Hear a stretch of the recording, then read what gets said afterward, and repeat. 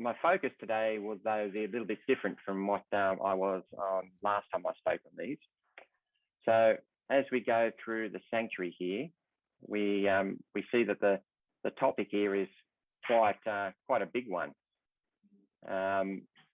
You can see, if you're just for those who are unfamiliar with the sanctuary, you've got the tribes that camped around the tabernacle. You have the first gate you can go through, going to the outer court. You have the offerings on the north side of the altar where the offering was offered.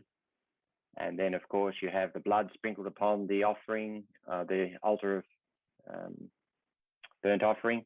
Then you have the laver, of course. Then we have the door to the holy place. And then all of its coverings, all these things have significance. And of course, if I tried to describe all these, we'd be here for a month of Sundays trying to describe them all. But really what I'm going to be doing today is doing broad strokes, because what we're going to be looking at today really is how the New Testament is laid out, and especially the book of Revelation, because that'll be where I'm focusing on mostly on today's presentation. So we'll be focusing on what you're seeing here today. So the lampstand, the table of showbread, the altar of incense, and yes, even a little bit on the Ark of the Covenant, and the manna and the tables of stone, and the Aaron's rod. So when we look at all these things, there's a huge way of a huge field to explore. But really, when we look at it, all I'm going to be doing is focusing on is we could go through the justification, sanctification, glorification.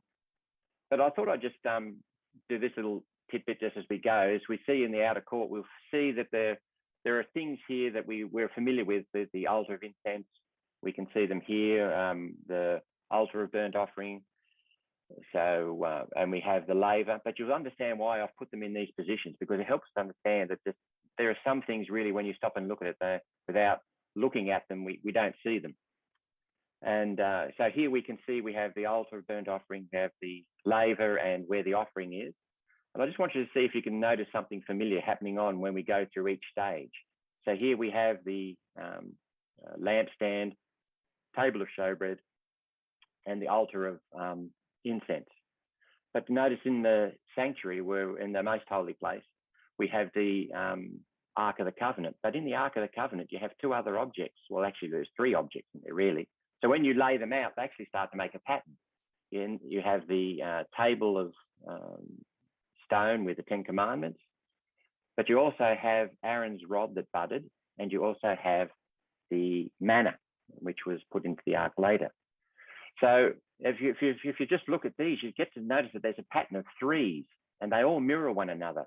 So you'll find that, for example, with the altar of incense, you have something that's burnt and a pillar of smoke. The altar of sacrifice, something is burnt and there's a pillar of smoke. And even in the most holy place with the Ark of the Covenant, you had the Shekinah glory with a pillar of smoke. And you see down the at the top, on the top and north side, we have a look, you have the manna and the bread and the offering. Now, the priest sometimes ate those offerings too. So here you see there's something that is eaten on all these. All these are consumed and taken in. And at the bottom, you have baptism, which is a witness. You have letting your light so shine as a witness, and the priesthood, which is a witness. So you can see that there are many interesting things that you could, the sanctuary is going to be our study for all eternity. So what I'm giving you today is really just very broad, very, really an overview. And basically I'm hoping to help you understand, how the New Testament was laid out. And once you start seeing it, how it's laid out, it's actually far more easier to understand than you would first perhaps think, because a lot of people think these are rather difficult to understand.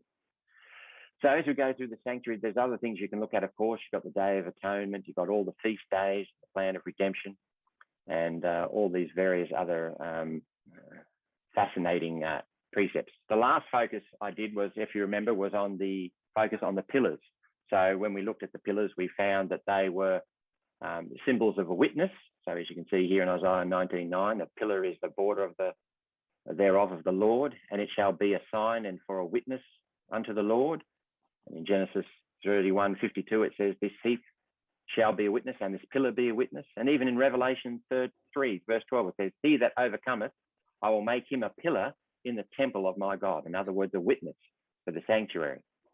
So all these things tend to come into what we know about how the sanctuary is really all-encompassing. It covers everything. So here we have in Hebrews 20, we thought the sanctuary is a new and living way that Christ consecrated us through the veil, that is to say his flesh, having a high priest in the house of God. So when we see the veils, as you can see on this here, wherever you see the veil, where you go through each door of the sanctuary, it represents Christ. And just to quickly recap, we remember there were 4 pillars going as we walked into the outer court. What does the number 4 mean? Well, number 4 is a denotation of a period of time. I'll give you those there, but for anyone who wants to look at those, there's the 4th commandment deals with time. There were 4 last empires. There were 4 generations, as it says in Genesis 15:16, unto the 4th generation, for the iniquity of the Amorites is not yet full. So we see the number 4, we have in a period of a lot of time. That's why we only have 4 gospels. Because you ever wonder why we never had 12? Well, it's because the sanctuary means something and everything. So the number 4 tells us that these 4 gospels tells us about the allotted time of Christ, that is the veil.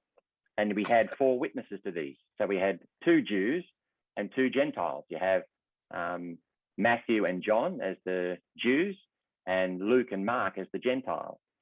So covering both Jew and Gentile.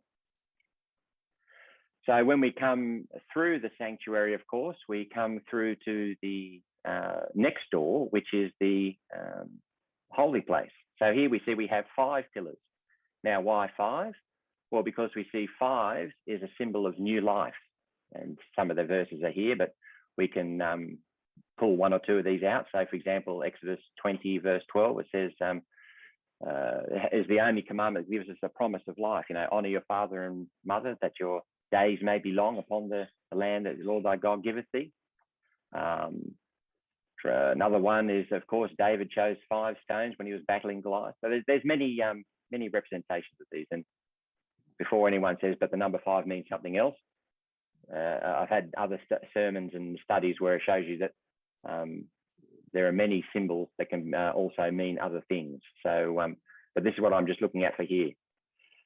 So when we look at the sanctuary, so we have the 4 gospels that tell us how to get into the outer court. What do we have to tell us how to get into the most holy place? Well, we find that we have the epistles. And you might say, well, how many people wrote or gave testimony to the epistles? And we find these here. We have Paul, who wrote the vast majority. And then we have James, Peter, John, and Jude. And so we have 5 witnesses to how to maintain a sanctified life, the newness of life. And you might ask yourself, well, what about the book of Acts? Well, if you actually look at it, the book of Acts is actually a continuation of the book of Luke, because you find in Luke chapter 1, verse 3, it says, and it seems to me also having perfect understanding to write unto thee in the order of these, O excellent Theophilus, the things that might know things, how things have been instructed. In other words, it looks like Luke was giving a defense for his testimony. And we find in Acts chapter 1, verse 1, the former treatise I have made to thee, O Theophilus, of all that Jesus began to do and teach.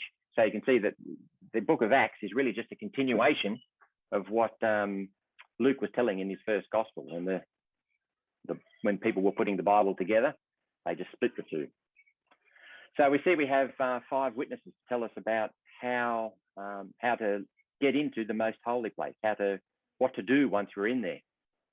And that was Paul, James, Peter, John, and Jude.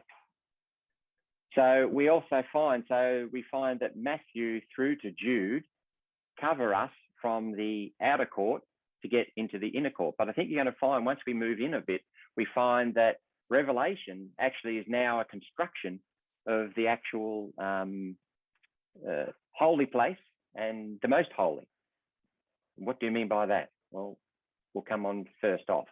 Let's have a look at the 7 churches. Let's have a look at Revelation chapter 1. So we find Revelation chapter 1 through 3 covers what we call the period of the 7 churches. Now, first, it's important to note, in Revelation 1:9, it says, I, John, who am your brother and companion in tribulation and the kingdom of patience of Jesus Christ, was in the isle that is called Patmos for the word of God and for the testimony of Christ. So where was John when he received this first vision? He was in Patmos. And where is Patmos? Is it in some celestial being? Is it some celestial place, or is it here on earth? It's here on earth. And in verse 10, it says, I was in the Spirit on the Lord's day, and I heard behind me a great voice of a trumpet, saying, I am Alpha and Omega, the first and the last. What thou seest, write in the book, and send it to the 7 churches which are in Asia, and unto Ephesus, Smyrna, Pergamos, Thyatira, and unto Sardis, and unto Philadelphia, and Laodicea. And notice this important. And he turned to see the voice that spake to me, and being turned, he saw, he said, I saw, 7 golden candlesticks, and in the midst of the 7 candlesticks, one like the Son of Man. Okay, so where was John? He was in Patmos on the earth. And when he turned and looked, what did he see? He saw 7 golden candlesticks. Now, when we normally see the 7 golden, what do we associate that with? We associate the 7 golden candlesticks with the holy place in the sanctuary. But I want you just to make a mental note of that. Okay, so Revelation 1 through 3 are the churches here on earth, because it talks about these things. But notice what I will talk to you, it says about in Revelation 1 verse 19, it says, write these things which thou hast seen, and the things which are, and the things which are, the things which shall be hereafter. So what we're going to see is really, when we look at these aren't the 7 literal churches in Asia, but these is actually covering the actual historic period of the church. So when we get a starting point, because it says, the mystery of the stars, which thou hast on my right hand, the 7 golden candlesticks, the 7 stars are the 7 angels for the churches, and the 7 candlesticks are the 7 churches. So here we find that we look at the literal churches. Here they are in Pergamos, Thyatira, and all in Turkey. So do you think these were only just for them, or for us? Well, we find that these messages to the 7 churches are the key to actually telling us that this is not for the literal churches, but these churches were types, symbols from the church, from its foundations through to the very end. So we find here in, say, for example, we find here in Ephesus that covers pretty well much the AD to, these are rough dates, of course, AD 31 to AD 100. Then you have Smyrna from AD 130, 313, and so forth and so on. You can see that this is really just covering the church from the time of Paul, because remember it said from hereafter, time of John, sorry, from hereafter, right up until we get to Laodicea right at the end, and we can see that the Laodicea means judgment. So we can see that this means from the 1840s, from the close of the sanctuary service to the cleansing of the sanctuary.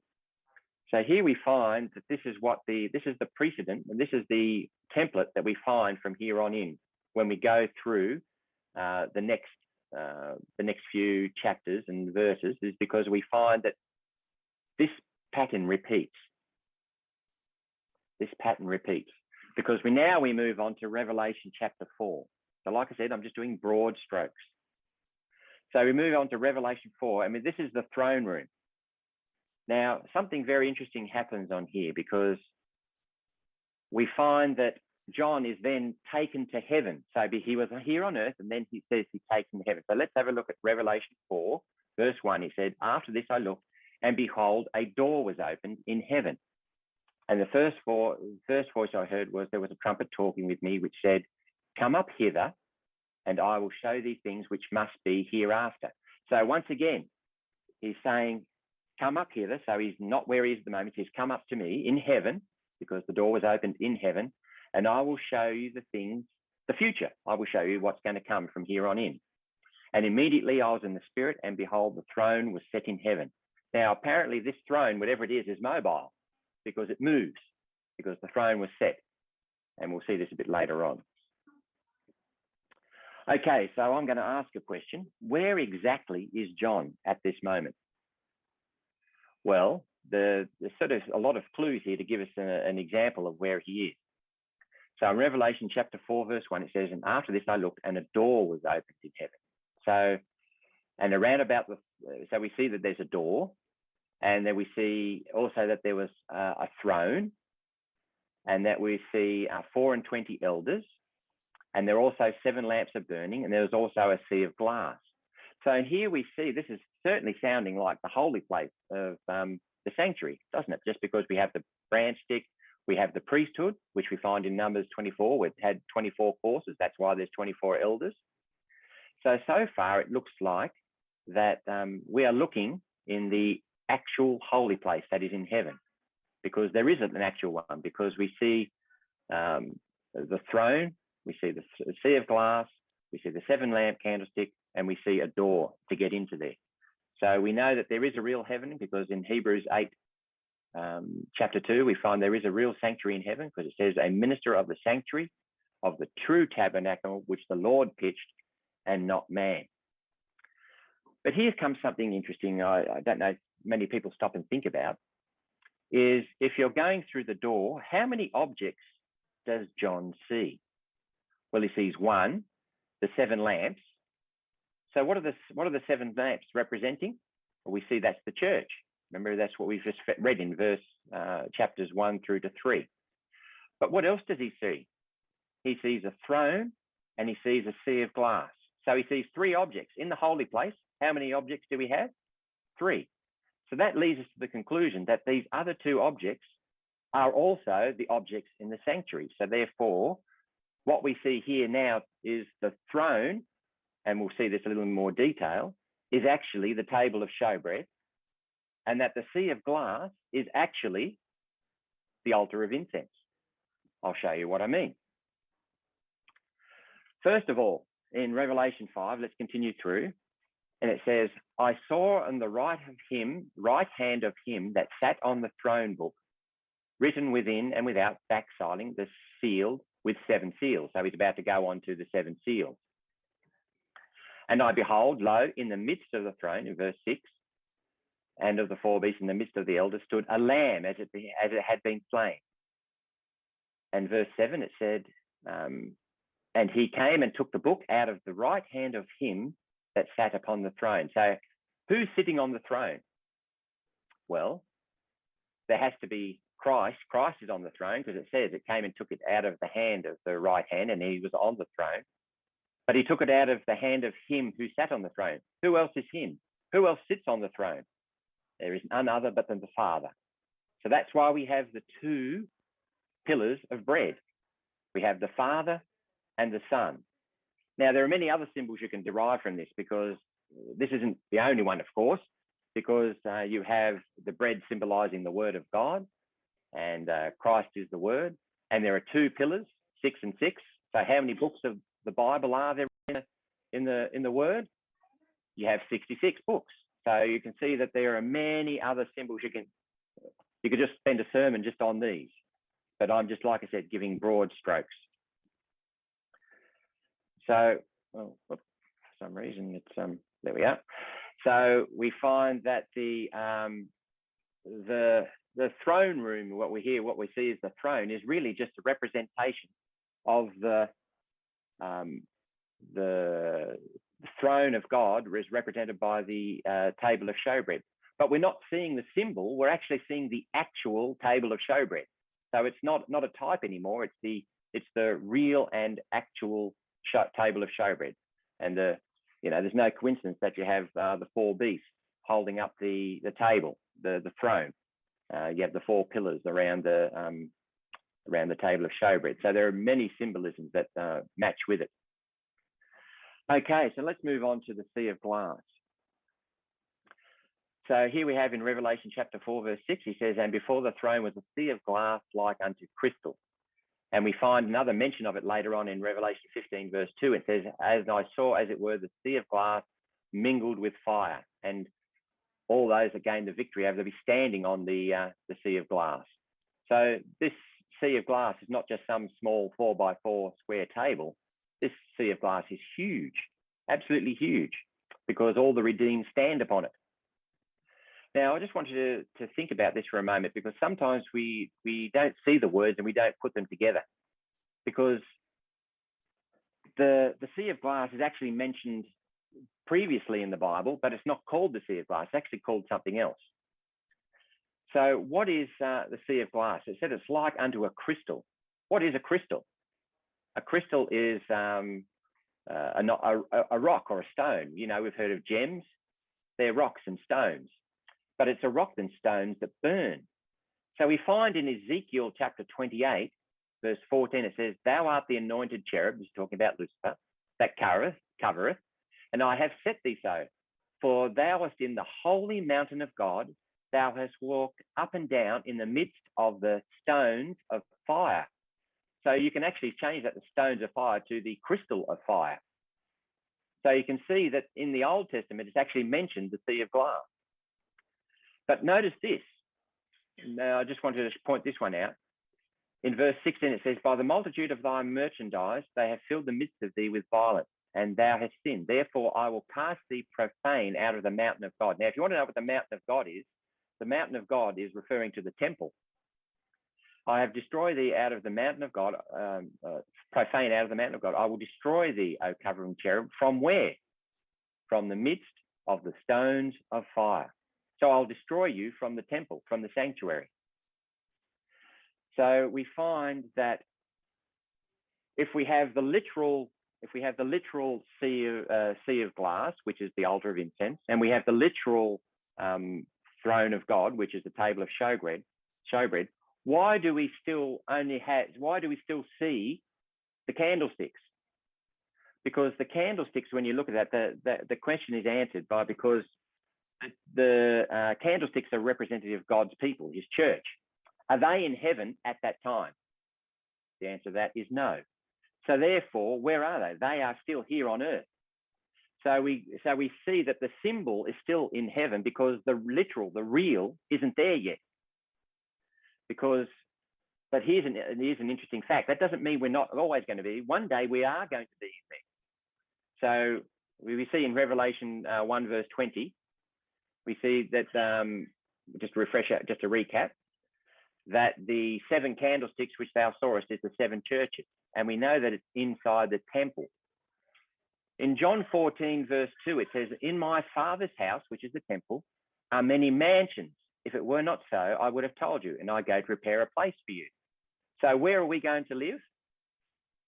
In our Father's house. But it says it's many mansions, and he's preparing it. Now, I want you to just go to Revelation 21 verse 2, and it says, and I saw the holy New Jerusalem coming down from God, out of heaven, prepared as a bride adorned for her husband. And I heard a great voice saying, behold, the tabernacle of God is with men, and he will dwell with them. So what are the 2 things that come down from heaven, from God out of heaven? We find we have the New Jerusalem, and what else? The tabernacle. And he said, he carried me away in a spirit and a great home, and he showed me the great city, the holy Jerusalem, descending out of God, having the glory of God with her and her light. So what is one of the characteristics, or one of the traits of the New Jerusalem? Is that it has a light. It shines. It's bright. It shines, just like the 7 candlesticks, which illuminate the temple of God. Here comes something very interesting. Yes, this comes from the Word of Little Flock. It's something I highly recommend everybody read. And out of this, I'm just going to make a few quotations, a few excerpts. We all entered the cloud together and were 7 days ascending to the sea of glass. So this is after we're taken to heaven. Ascending to the sea of glass when Jesus brought their crowns and with his own right hand placed them on our heads. He gave us harps, golden palms of victory. Here on the sea of glass, the 144,000 stood in a perfect square. So here we're standing on the sea of glass, which is the altar of incense. And I'll show you, this is how she describes it. Let's just move down to the highlighted section here. The angels were all about us. As we marched over the sea of glass, to the gate of the what? The city. So where are we? Now, let's get this clear. Where are we? Are we inside the tabernacle or aren't we? We are on the sea of glass, inside the tabernacle. So where did we go from the sea of glass? Where did we go next? She says, we go to the city. And she says, and in the city, this is just describing what she saw inside the city. I've missed a whole lot, but we're just doing this caption. And in the city was she saw the tree of life and the throne of God. And out of the throne of God came the pure river of water. On either side of the river of water was the tree of life. And didn't Jesus say he was in the midst of the candlesticks? Here we see Jesus, God, in the midst of the city. And as we were gazing at the glories of the place, our eyes were attracted upward. She's still in the city, by the way. Something upward that had the appearance of silver. I asked Jesus to let me see what was in there. And in a moment, we were winging our way upward and entering in. Here we saw good old Father Abraham, Isaac, and Daniel, and many like them. And I saw a veil with a heavy fringe of silver and gold in the border on the bottom of it. It was very beautiful. We'll skip down to the next highlighted bit. And I saw there the glorious ark overlaid with gold, and its border had resembled Jesus' crowns. On it were two bright angels. Their wings were spread over the ark so that it sat on each end with their faces down looking towards each other. So here we find that Ellen White and Jesus were in the city. She looked up and she went up and saw a veil. And when she opened that veil, what did she see? She saw the ark. So by natural consequence, where was she when she saw that border? She was in the holy place. That tells me New Jerusalem is sitting inside the holy place of the tabernacle of the Most High. And we know how big the New Jerusalem is. It's massive. So how big must the sanctuary be? It must be beyond our comprehension.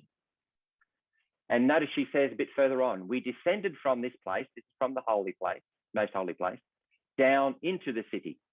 And we descended from the city down to this earth, where the great and holy mountain, which could not bear Jesus up, and it parted asunder, and there was a great plain. So this is when the New Jerusalem settles upon the earth.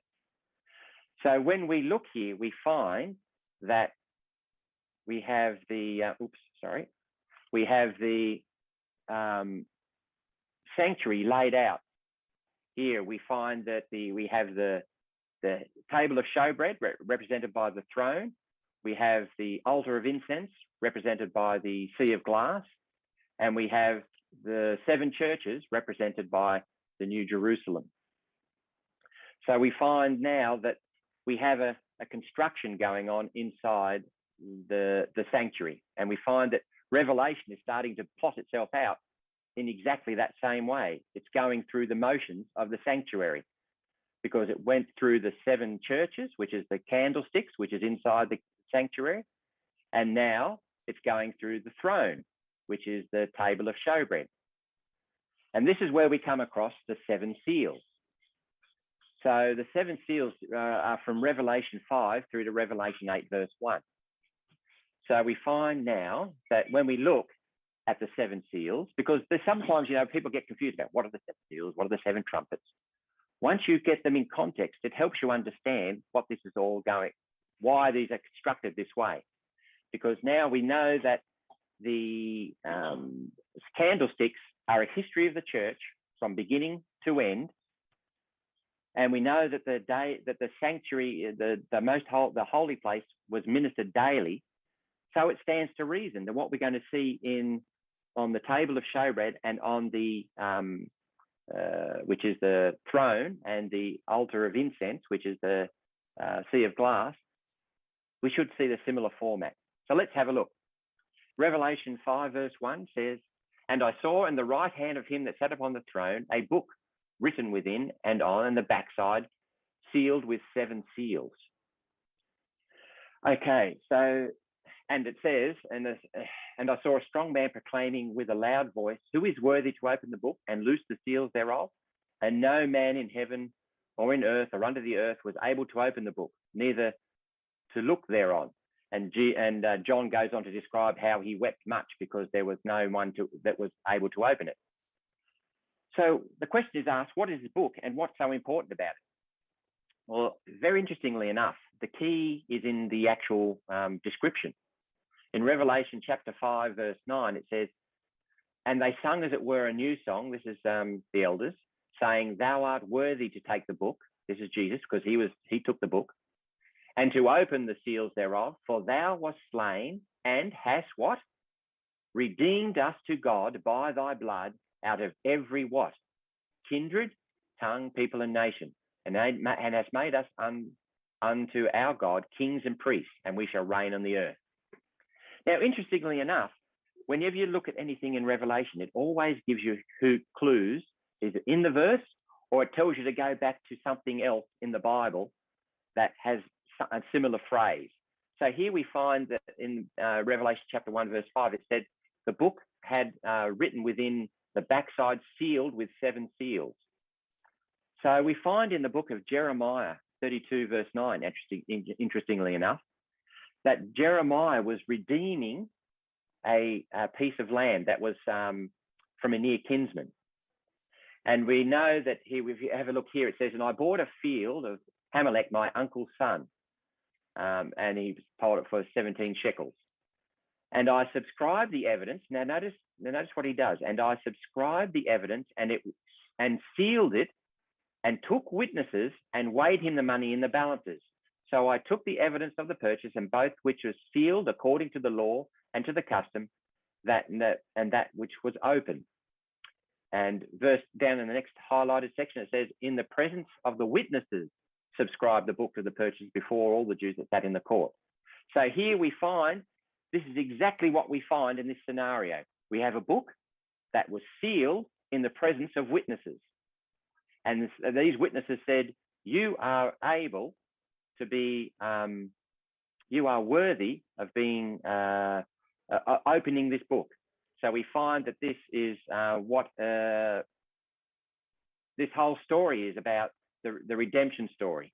So what we're going to find that all these seals are seals that are given in the first seal, the second seal, the fourth, etc., are exactly like the 7 churches. It covers the history of the church and how God has done the plan of redemption through each of those phases. So we have the white horse, the black horse, the pale horse, the martyr's cry, how long, the 2,300 day prophecy, etc. So we find that this is what the 7 seals are all about, all dealing from the throne of God and God's ministering at the table of showbread.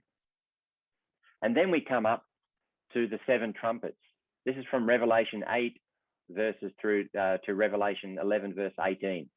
Now, are the 7 seals and the 7 trumpets, are they in concurrence, or are they one after the other? Because some people think that they do. You know, they tend to relay the 7 trumpets with the 7 last plagues and all these sorts of things. But when we look at it in the highlight of the daily ministration of the holy place, we know these are contemporaries. So the 7 churches, the 7 seals are happening in concurrent with one another. So it stands to reason that the 7 trumpets also do the same thing. Get to the next one. There we are. So we find that all these are in conjunction with one another. So the 7 trumpets should also be carrying from a history from the church, from the beginning through to its end. And we go from Revelation 8 verse 2. We said, "Now I saw the 7 angels which stood before God, and then they had the 7 trumpets, which another angels came and stood at the altar, having the golden censer, and where it was given unto him much incense, that he should offer it up the prayers of the saints upon the golden altar, which was before the throne. So how we've moved on to the altar of incense. And the smoke of the incense, which came up with the prayers of the saints, ascended up before God out of the angel's hand. And he took the angel's censer and filled it with fire and of the altar and cast it to the earth. So we find here that when the altar was cast down, that there was fire with it. And if you go through the 7 trumpets, you'll find each of them has something burning, fire seems to be the common theme amongst it. And if we look at Ellen White's statement on Third Selected Messages, page 425, she says, wide awake we must be as wise virgins, having oil in our vessels of our lamp. The power of the Holy Ghost must be upon us, and the captain of the Lord's host will stand at the head of the angels of heaven to direct the battle. Because what are trumpets but to sound the battle? Trumpet after trumpet is to sound, vial after vial poured upon one after the other upon the inhabitants of the earth. Scenes of stupendous interest are right upon us, and these things are sure indications of the presence of him who has directed a very aggressive movement, who has accomplished the march of his cause through all ages. So here we see that the 7 trumpets are just God's battle movements through the ages and history of the church. So here we find that it all works our way down. We have 1/3. Notice that 1/3 is in a recurring theme as well. So we could do entire sermons on the 7 trumpets. So once again, like I said, I'm doing broad strokes. So here we see that the 7 trumpets really are just Christ's ministration at the altar of incense. So now we're moving forward. So you can see now how Revelation is actually starting to look like it's constructed itself exactly like the sanctuary. Because now when we move on through sanctuary, we move on to the next place. So we find that in the 4 pillars we have in the most holy place, or we go from the holy to the most holy, these are the witnesses of glorification, because we're going now into 1844 in the time of judgment and the cleansing of the sanctuary. And there are 4 witnesses that give us these that we can that testify that this is certainly going to take place. We have 2 who have died and 2 who were translated. We have Enoch and Elijah who were translated, and Moses and Jesus who were risen from the dead as witnesses that glorification is coming. So here we find Revelation 11 verse 19 through to chapter Revelation 11 verse 19 through to chapter 22 all now deals with 1844 onwards and the most holy place. For it says in Revelation 11 verse 19, it says, and the temple of God was open in heaven, and there was seen in his temple the ark of his testament. And there were lightning, voices, thunders, and earthquake, and great hail. So now you can see, as we've been moving through Revelation, we now come up to Revelation 11 verse 19, where we're now moving into the most holy. So everything beforehand was holy. Now we're moving into most holy. And as you can see, we're also in Revelation 17, and it tells us, to get through those, we go through, how many angels do you see in that picture? We go through 3 angels. So we have 3 angels, as we find these in Revelation 14, that talks about how we progress through Revelation from here onwards, in Revelation chapters basically 12 onwards. So we find here that we have the 2,300-day prophecy. We know that this came up till 1844, but you might be asking the question then. It's frozen again. On the Day of Atonement, because some of these, some of the trumpets, some of the seals, even some of the churches actually go past 1844. Well, you'll find on the Day of Atonement that the first compartment was still involved. So, and some of these were still in use. The lampstand, the showbread, and the altar of incense were still being used in the Day of Atonement. It's just that they were being cleansed. So that's why you still find the Church of Laodicea, the 6th and 7th seals, the sixth and seventh trumpets, all still come into play from the most holy place from here onwards. That's why they still are still covered. So now you'll find this is why now from Revelation 12 onwards, so from Revelation 12 to 14, it talks about the judgment. So here we find in Revelation 12, like I said, we're doing broad strokes. I'm not going to go into verse by verse or else we'll be here all day. It talks about the history of the great controversy from not only from our day, but from way, way back, from the fall of Lucifer right through to the end. That's why it comes with this. Then in Revelation 13, it sort of narrows it down a bit and calls for the final repentance and putting away of sins through the mark of the beast and the beast in its image. And then Revelation 14 finally deals with the cleansing of the sanctuary, when it have the 144,000 after the call is made, and they had victory over the beast. So you can see how it's progressing its way through in Revelation. And in Revelation 16, we find that we're now moving on to the final judgment of the earth. So here we have the 7 last plagues. So you have the painful sores, and we think coronavirus is bad. You wait until this one comes, then you'll know what the meaning of a real plague is. And then you have all the other plagues, the drying up of the river Euphrates, etc., all the way through to the last plague, where it is declared it is done. And then we have Revelation 17, verse 18. So now you can see this is why God has constructed this way. So the final judgment on Babylon. And so in Revelation 17, verse 1, it talks about one of the angels with the 7 vials. And he says, I will show thee the judgment of the great whore that sitteth upon many waters. And in Revelation 18, it talks as more focusedly her judgment. Therefore shall her plagues come in one day, death, mourning, and famine, and she shall utterly be burned with fire.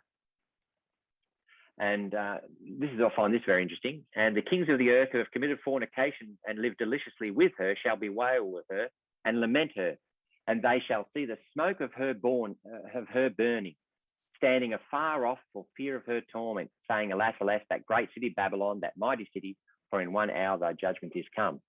What would you think would stop from anyone going in and putting out the fires of that great city? And not only that, they're too scared to even go into the city. You ever thought of an atomic bomb? If an atomic bomb went off, do you think you'd be rushing in to go and put that flame out? You know, it's just a thought. But here we see the judgment of the Babylon, the great harlot. But then we come into Revelations 19 through to 20. And see, we're progressing through now. We find that we come across the Christ's coronation, and we have the executive judgment. So in here, Revelation 19 verse 2, it says, For true and righteous are his judgments. For he hath judged the great whore, and did corruption with the earth, and with her fornication, and hath avenged the blood of the servants of her hand. And now we go to Revelation chapter 20, and we see, and the beast was taken, and with him the false prophet, and those who wrought miracles, and deceived them that had received the mark of the beast, and them that worship his image. These both were cast alive into the lake of fire with brimstone. So we find that we are now going through the executive judgment, and the sentences are pronounced and executed upon the wicked. But not only that, we find also in Revelation 20, we find that we have, I don't know if you've ever studied the sanctuary, but you have in there what we call Azazel's goat. Now, Azazel's goat is very interesting because in the Day of Atonement, you have 2 goats. One is what we call the Lord's goat, and the other is called Azazel's goat. The Lord's goat, it's very interesting because this blood goes through and cleanses the sanctuary. But on the Lord's goat, when it's slain, there are no sins confessed upon it. So therefore, the blood is clean, hence the cleansing of the sanctuary. But the other goat, which is Azazel's goat, you ever heard of the term scapegoat? This is where it comes from. The sins of Israel are put upon this goat, and then it is led out to the wilderness by a strong man, there to perish. So here we find in Revelation 20, it says here, verse 1, I saw an angel come down from heaven, having the key to the bottomless with a great chain in his hand, and he laid hold of the dragon, that old serpent, which is the devil, and bound him 1,000 years. So here we find that Azazel's goat is described in Revelation chapter 20. So here, this is where he is bound, and that's where he is also destroyed at the end of Revelation 20. So we find that the sanctuary service is progressing nicely through Revelation. And then, of course, we come to the last part of Revelation, which is Revelation 21 verses through to 22. And here, if we look at the plan of redemption, we have the last, because everyone seems to think that the last service in the sanctuary service is actually the Day of Atonement, but it's not. It's the Feast of Tabernacles. And this is the one that the Jews look forward to the most. And we find that the Feast of Tabernacles fits right nicely into Revelation, because in Revelation 21, verse 1, what does he see? And I saw a new heaven and a new earth, for the first heaven and the first earth were passed away, and there were no more sea. And I, John, saw the holy city, New Jerusalem, coming down from God out of heaven, prepared as a bride adorned for her husband. Now notice he said, and behold, I come quickly, my reward is with me, to give every man according to his work shall be. I am the Alpha and Omega, the beginning and the end, the first and the last. Blessed are they that do his commandments, that they may have right to the tree of life and may enter through the gates of the city. So here we find this is our new tabernacle. This is where we're going to find rest for the rest of our lives, which is all eternity. When we stop and look at this, the sanctuary really is an overview of the plan of salvation. We find that the New Testament really is just the sanctuary in verbal form. We have Matthew through to Jude explaining the outer court and what is to be happening how we get to the inner court, the holy place. And then we find from Revelation, it takes us through the sanctuary step by step by step until we come to the very end, where we have the Feast of Tabernacles. Friends, I don't know about you, but I look at how time is rapidly approaching. I can see, with our freedoms being eroded, the mark of the beast is not too far off us.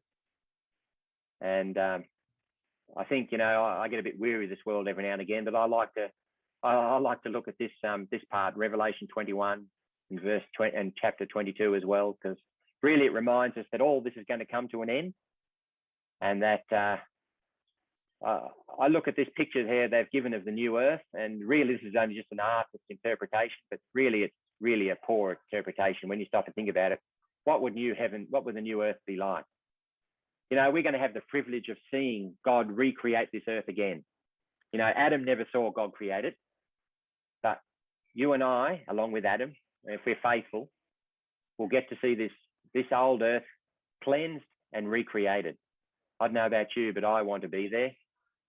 And, I'd like to finish off with verse 17, where it says, and the Spirit and the bride say, come, and let him that heareth say, come, and let him that is athirst come, and whosoever will, let him take of the water of life freely. Amen to that. And I think we'll close on a happy note. Let's look forward to the second coming and living with God forever in heaven, and a new heaven and a new earth. Amen.